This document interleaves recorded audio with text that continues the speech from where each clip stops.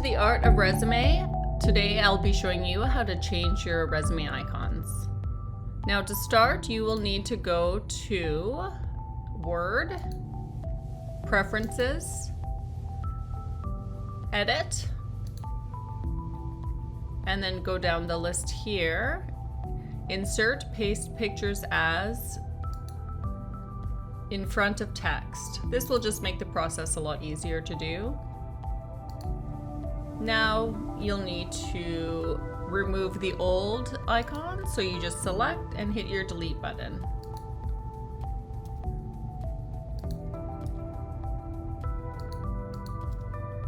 Perfect.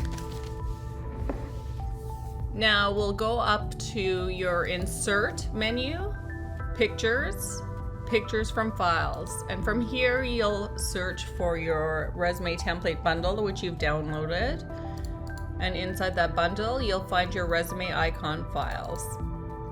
In here, you'll have all of your options. So let's go with a gold basic. And then you can choose your icons using the Shift button to select the icons that you'd prefer. And we'll go with these 4. Hold your Shift button down again to select all 4 and then press Insert. So we have a little pile here with your icons, and you can just select one. One is already selected, and then use your arrow keys to bring them down into place. And then the next one, or you could just pull it down as well.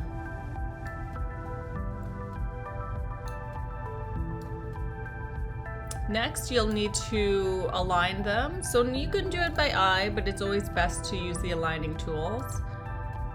And you hold down your Shift key and select all 4. And it looks like we're already under your picture format. You can go over to your Align tool. Make sure you have Align selected objects. And then you can align center.